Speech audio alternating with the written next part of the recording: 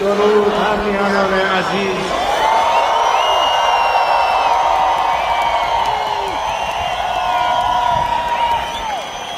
به قول بچه‌های خودمون ترکوندیم.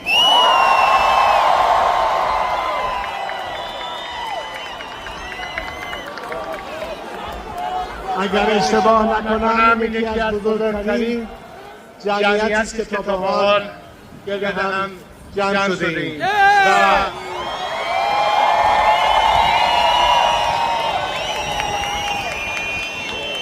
حرف اول من به هممیهنان شجاع و مبارزمون در داخل کشور است.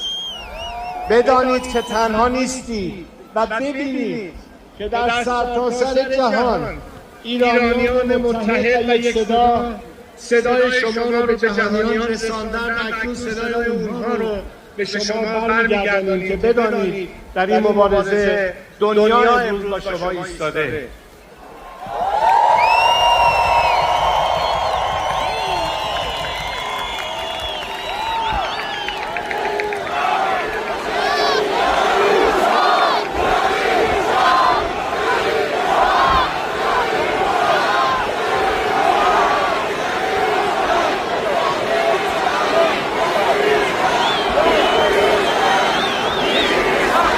پس از گذشت نزدیک به نیم قرن، پس از دهه‌ها مماشات جهان با این نظام سرکوبگر، بعد از چندین نهضت آزادی‌خواهی مردممون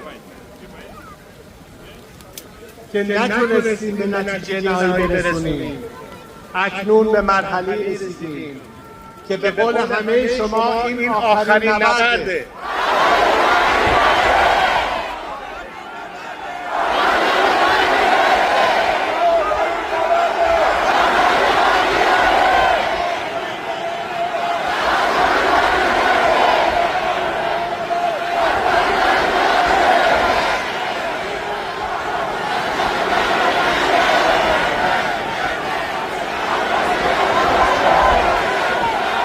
میلیون ها هموطنانمون در چهارگوشه کشور عزیزمان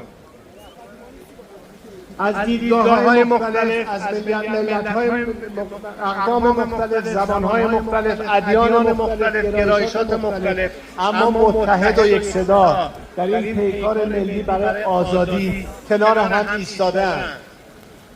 دشمنان سعی دارند ادعا بکنند که مردم ایران اتفاق نظر و اتحاد ندارند.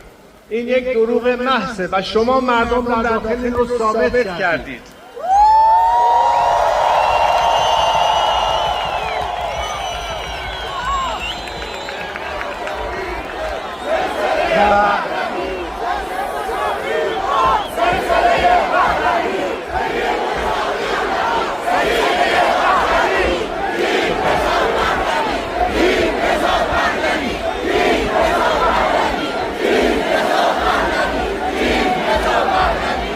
هممیهنانمون در خارج از ایران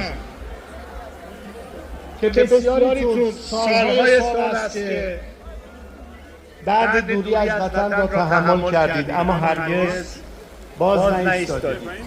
امروز از هر زمانی این افق پیروزی رو نزدیکتر می‌بینید.